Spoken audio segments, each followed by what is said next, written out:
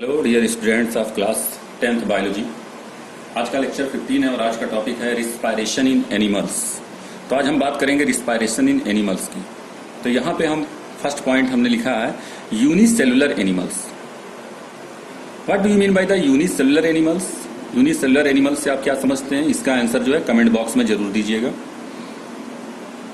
तो यहाँ मैं बताना चाहता हूँ कि जितने भी यूनिसेलुलर एनिमल्स होते हैं उन सब में रिस्पायरेशन जो होता है वो by the help of diffusion यानी डिफ्यूजन प्रोसेस के हेल्प से पाया जाता है।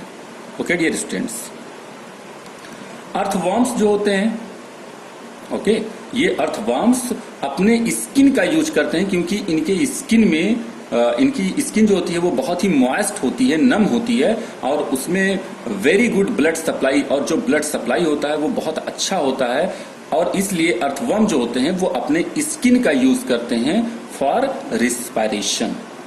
ओके, तीसरे पॉइंट में एक्वेटिक एनिमल्स हैं। तो जितने भी एक्वेटिक एनिमल्स हैं उन सब में गिल्स एक स्ट्रक्चर होता है वो पाया जाता है जो वाटर में डिजॉल्व ऑक्सीजन को एब्जॉर्ब कर लेता है। तो हम कह सकते हैं कि by the help of gills aquatic animals में रिस्पायरेशन प्रोसेस पाया जाता है। अगर हम इंसेक्ट की बात करते हैं तो इंसेक्ट में टीनी होल्स होता है, यानी जो इंसेक्ट की बॉडी होती है उसमें एक छोटा सा होल होता है। उस होल को हम क्या कहते हैं? स्पायरिकल कहते हैं। ओके डियर स्टूडेंट्स, ये जो होल होता है स्पायरिकल, इसी से एक ट्यूब लगा होता है, उस ट्यूब को हम कहते हैं ट्रेकी। और ट्रेकी ट्यूब जो होता है ये आगे चल करके थोड़ा पतला हो जाता है जिसे हम क्या कहते हैं? ट्रेकियोल्स कहते हैं। तो जो ऑक्सीजन यानी कि गैसियस एक्सचेंज होता है, यानी ऑक्सीजन और कार्बन डाइऑक्साइड का जो एक्सचेंज होता है इंसेक्ट बॉडी के अंदर, वो स्पायरिकल के हेल्प से होता है डियर स्टूडेंट्स। ओके, यहां पे देखिएगा फिगर में ग्रास हापर है, एक इंसेक्ट है। ओके, और इस ग्रास हापर के बॉडी पे आपको दिखाई दे रहा होगा छोटा सा होल जिसको हमने क्या कहा है? स्पायरिकल। ओके, और फिर यही स्पायरिकल जा करके ट्रेकी में क्या होती है? ओपन होती है, और फिर ये जो ट्रेकी होती है ये ट्रेकियोल्स में डिवाइड हो जाती है। देखिए डिवाइड हो रही है कि नहीं डिवाइड हो रही है, यहां पे देखिए आप। ओके, तो इस तरीके से इंसेक्ट के अंदर जो है वो गैसियस एक्सचेंज पाया जाता है। नाउ नेक्स्ट टॉपिक है रिस्पायरेशन इन अमीबा। तो अमीबा में रिस्पायरेशन कैसे होता है? तो इस फिगर में देखिएगा अमीबा यूनिसेलुलर एनिमल्स होता है और ये फ्रेश वाटर में पाया जाता है। ठीक है, तो यहां पे क्या होता है कि वाटर का जो फार्मूला होता है H2O होता है कि नहीं होता है, यानी हम कह सकते हैं कि वाटर में ऑक्सीजन क्या होता है? डिजॉल्व होता है। और ये अमीबा स्ट्रक्चर है, और अमीबा स्ट्रक्चर के चारों तरफ जो एक लेयर पाई जाती है उसे हम क्या कहते हैं? सेल मेम्ब्रेन कहते हैं। तो ये सेल मेम्ब्रेन हो गया डियर स्टूडेंट, दिखाई दे रहा है ना? सेल मेम्ब्रेन हो गया। ठीक है, और ये पूरा डॉट डॉट जो दिखाया गया ये सब क्या है? वाटर है। तो वाटर का जो ऑक्सीजन होगा वो सेल मेम्ब्रेन के थ्रू डिफ्यूज हो जाएगा कहां? अमीबा स्ट्रक्चर के अंदर। ओके, और अमीबा स्ट्रक्चर के अंदर जो कार्बन डाइऑक्साइड होगा, ओके, जो कार्बन डाइऑक्साइड होगा वो फिर डिफ्यूज आउट हो जाएगा, यानी bye the process of diffusion कहां जाएगा? वो वाटर में जाएगा। तो इस तरीके से कि जो सेल मेम्ब्रेन होती है अमीबा स्ट्रक्चर में, उसके हेल्प से जो है bye diffusion process gaseous exchange पाया जाता है डियर स्टूडेंट्स। अब अगर हम बात करते हैं लार्ज एनिमल्स की, या हम ह्यूमन बॉडी की बात करते हैं, या मतलब ह्यूमन बींग्स की बात करते हैं, तो इनमें डिफ्यूजन के हेल्प से रिस्पायरेशन क्यों नहीं होता है? तो आप ये समझ लीजिएगा कि जो डिफ्यूजन प्रोसेस होता है वो बहुत स्लो प्रोसेस होता है, और इतना स्लो होता है कि काफी टाइम एक सेल से दूसरे सेल, दूसरे सेल से तीसरे सेल जाने में ऑक्सीजन को बहुत काफी टाइम लगता है। इसीलिए हम लोगों में जो ऑक्सीजन ट्रांसपोर्ट होता है वो हीमोग्लोबिन के हेल्प से होता है, जो कि हमारे आरबीसी में पाया जाता है। तो यहां पे देखिएगा डियर स्टूडेंट्स, यहां ब्लैक पॉइंट आप देखिएगा carefully. Diffusion is insufficient to meet the oxygen requirement of large multi cellular organisms. बात समझ लीजिए आप, जो मल्टी सेलुलर ऑर्गेनिज्म होते हैं उनमें डिफ्यूजन सफिशिएंट नहीं होता है ऑक्सीजन के ट्रांसपोर्टेशन के लिए या गैसियस एक्सचेंज के ट्रांसपोर्टेशन के लिए, like humans, because the volume of human body is so big that oxygen can not diffuse into all the cell of the human body quickly.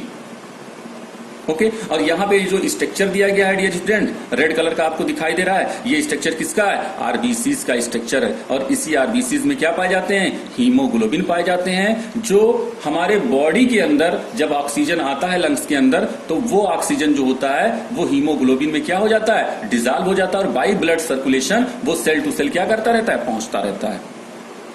Okay dear students, तो अगर हम respiratory pigment की बात करें तो respiratory pigment क्या होगा?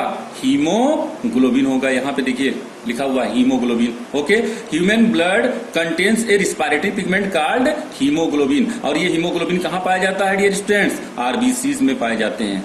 Okay dear students, after that एक एग्जांपल हम लेते हैं कि डिफ्यूजन क्यों इनसफिशियंट होता है मल्टी सेलुलर ऑर्गेनिज्म में गैसियस यानी कि ऑक्सीजन को ट्रांसपोर्ट के लिए। तो यहां पे आप देखिएगा, if diffusion were to provide oxygen in our body, अगर डिफ्यूजन हमारे बॉडी के अंदर ऑक्सीजन को प्रोवाइड करता है, देन इट वुड टेक, तो यह ले सकता है 3 years 3 साल for a molecule of oxygen, oxygen के एक मॉलिक्यूल के लिए इसको 3 साल लगेंगे। कहां से कहां जाने में? From our lungs to reach our toes by the process of diffusion, means lungs से ओके और जो पैर होता है उसकी जो उंगली होती है, टॉयज होते हैं, वहां तक पहुंचने में ऑक्सीजन के एक मॉलिक्यूल को डिफ्यूजन के हेल्प से कितने साल लग जाएंगे?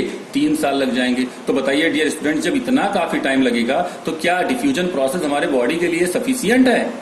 नो, हमारे बॉडी के लिए सफिशियंट नहीं है। इसीलिए हमारे बॉडी के अंदर क्या पाए जाते हैं? ब्लड पाए जाते हैं, और बाय ब्लड सर्कुलेशन जो होता है वो ट्रांसपोर्टेशन ऑफ गैसेस पाए जाते हैं। Okay dear students, now next point की अगर हम बात करते हैं तो यहां पे देखेंगे रिस्पायरेशन इन अर्थवॉर्म्स। ओके, तो मैं जैसे कि आपको पहले ही बता चुका हूं कि ये जो फिगर दिखाया गया, ये किसका दिखाया गया? अर्थवॉर्म का फिगर दिखाया गया। और अर्थवॉर्म की जो स्किन होती है वो बहुत ही मॉइस्ट होती है, और उसमें वेरी गुड ब्लड सप्लाई पाया जाता है, जिसकी वजह से जो ऑक्सीजन होता है वो इसके स्किन में एब्जॉर्ब हो जाता है डियर स्टूडेंट्स, और जो कार्बन डाइऑक्साइड होते हैं वो रिलीज हो जाते हैं। Okay dear students, after that अगर हम रिस्पायरेशन इन फिश की बात करते हैं तो फिश में क्या पाए जाते हैं डियर स्टूडेंट्स? गिल्स पाए जाते हैं। ये देखिए गिल्स पाया जा रहा है, ये फिगर में दिखाया गया गिल्स।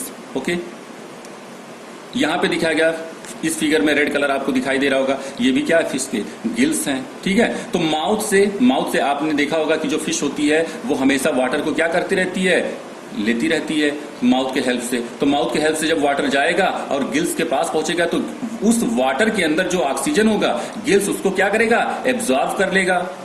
ओके, और उसके बाद में जो वाटर होगा बिना ऑक्सीजन के उसको क्या कर देगी? फिश बाहर रिलीज कर देगी dear students. Okay dear students, तो ये बात ध्यान रखिएगा, respiration in earthworm, respiration in fish, respiration in amoeba, इतने पॉइंट पे आप जो है वो ध्यान दीजिएगा। तब तक के लिए God bless you, thank you.